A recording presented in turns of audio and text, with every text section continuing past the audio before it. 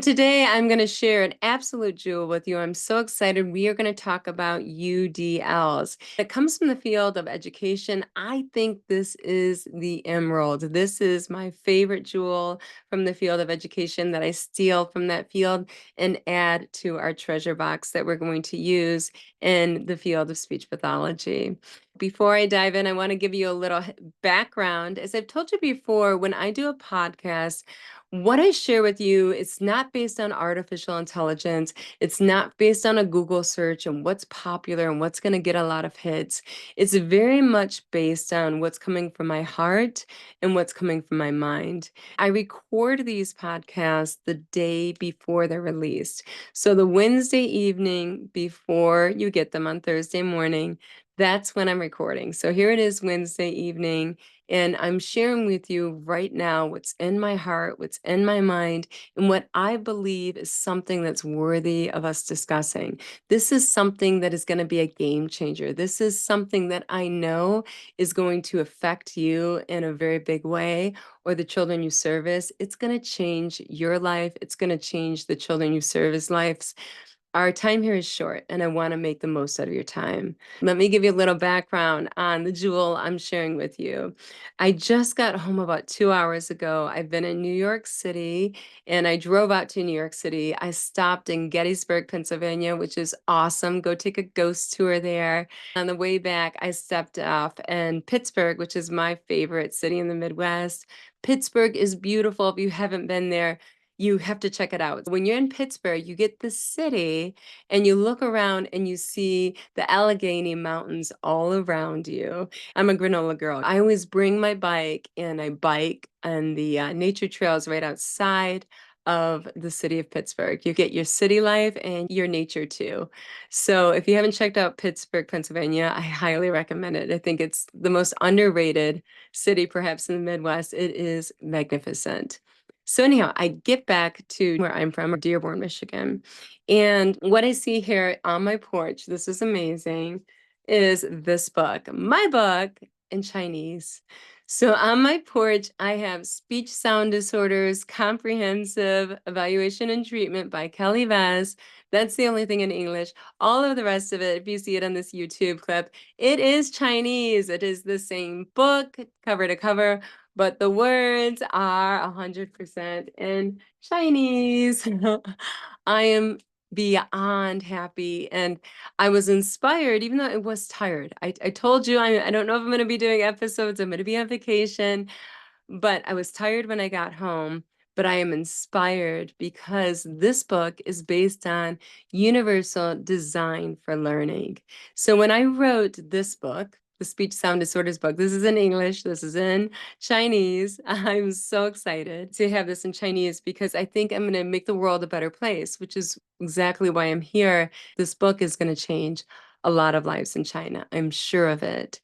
But this book is written on the Universal Design for Learning's guidelines that I'm going to share with you today.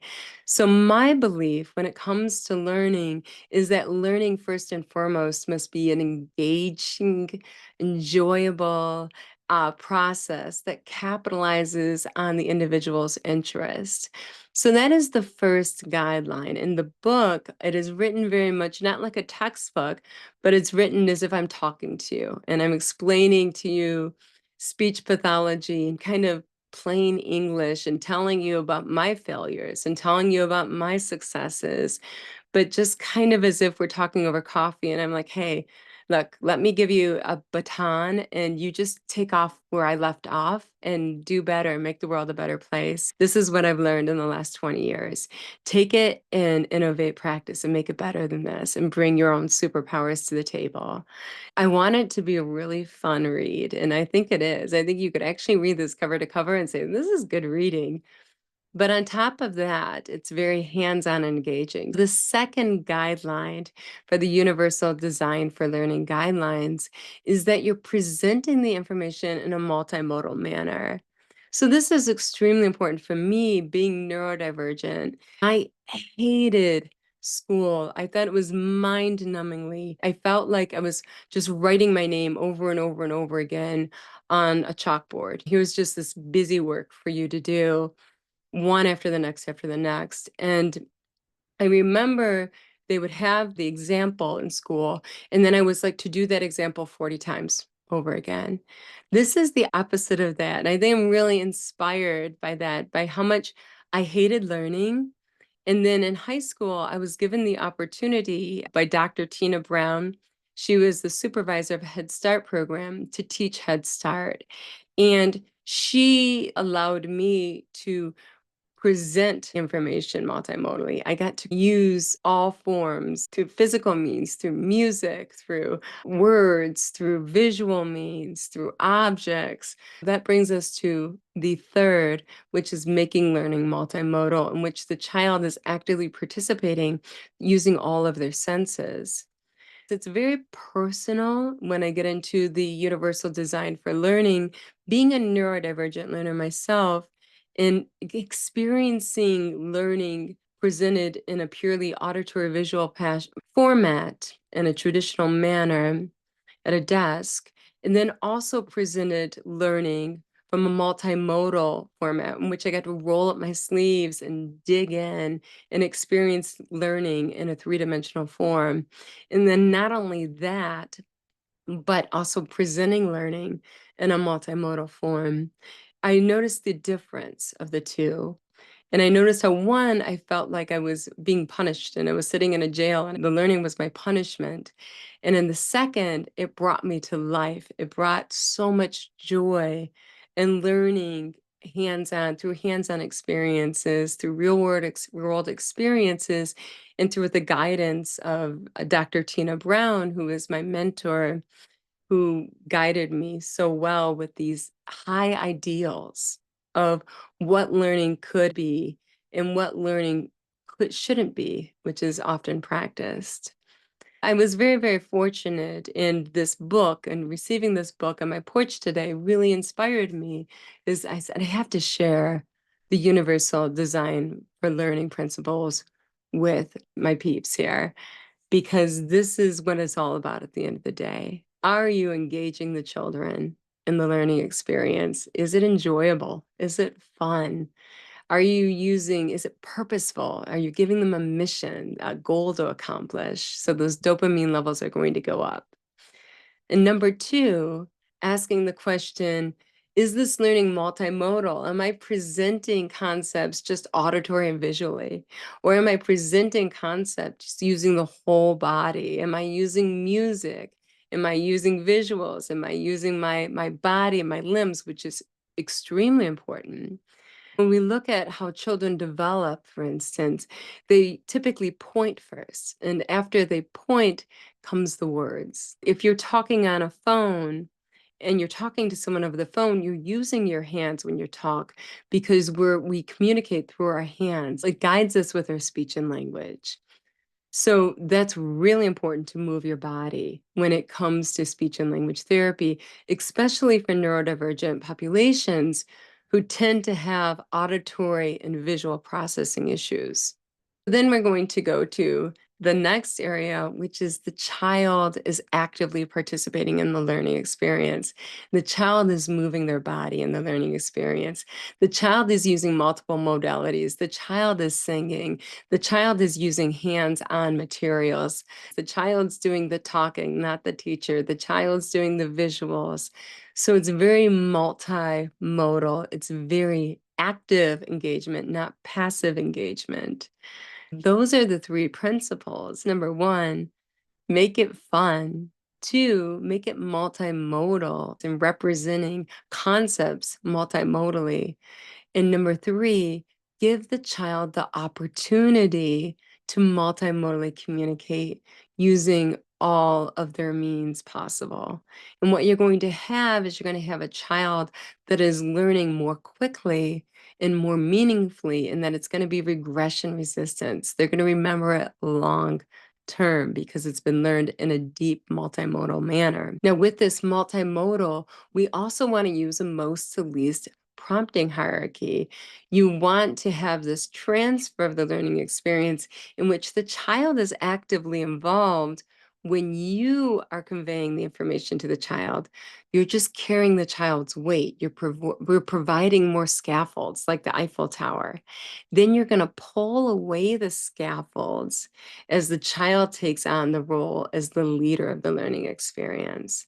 So the child is always actively engaged. When the child is presented with information from day one, you're going in slow-mo and you're doing it with the child. Later on, the child's doing it and you're following the child and you are fading out the support. It's a very active process. So those are the universal design for learning guidelines. This is a wonderful one-page, pretty colorful chart. I have it laminated. I have this up in my therapy room because it's just so fabulous. I use this chart for every single activity I develop.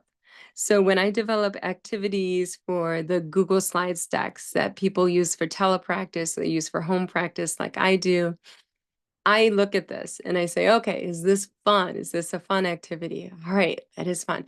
Did I make it multimodal? Even though it's digital, I look at, did I make it multimodal and how the information is coming out? Did I make it multimodal and how the child's participating?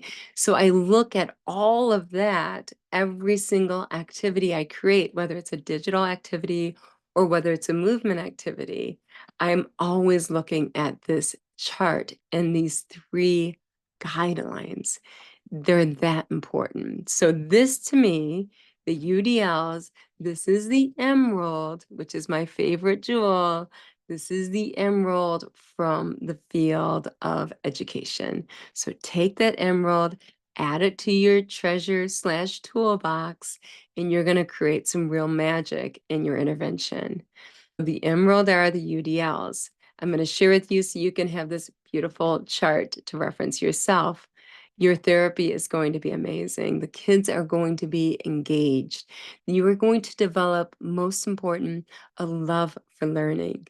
So we don't talk enough about it in our field, the importance of emergent learning. We talk about emergent literacy and how important it is that children enjoy books and they love books, and children that love books are going to go on to read more. But children who love learning at this early stage are going to go on to learn more. I mean, if you want children to go on to advanced degrees later on, to go and get their doctorates and get their medical degrees and their law degrees, you need to have a child that loves learning, that's going to go on and pursue it to the highest level. So I highly recommend you checking out my emerald that I took from the field of special education, universal design for learning. A little bit of background on the universal design for learning.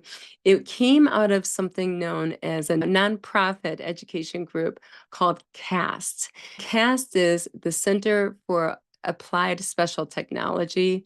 Individuals from multiple disciplines look at how we make learning inclusive so that not just learners that are traditional learners that get information very well through auditory visual means benefit, but so that all children can benefit. So if you present information in an engaging manner, and you present information in a multimodal manner, and you give the children the opportunity to demonstrate their learning and their knowledge in a multimodal manner, you're going to get better outcomes for all children, not just for the neurodivergent children, but also for the neurotypical children. As if there is such a thing as neurotypical children, that's another episode. If you are from China, make sure to get my book and connect with me. Tell me what you think.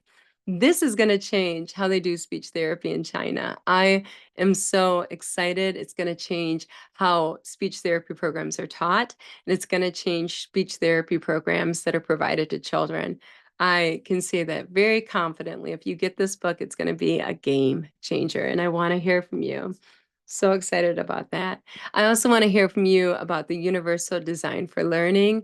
If you're implementing these principles, what I hear from CIS members that use task-oriented movement therapy activities, they say things like the children's face lights up when they come to speech therapy. Their eyes sparkle. I can't believe the gains I'm getting. This is incredible. This is like nothing I've ever seen before. Speech therapy isn't work anymore. It's a lot of fun. It's really been a game changer, not only for me, But for my cis members, in that the universal design for learning is not just about teaching information, it's about developing a love from learning. When you develop that love for learning, that is going to be a child that's going to be learning for life. So I want you to take all of this information, roll up your sleeves, and make the world a better place, one child at a time. You are always going to be first.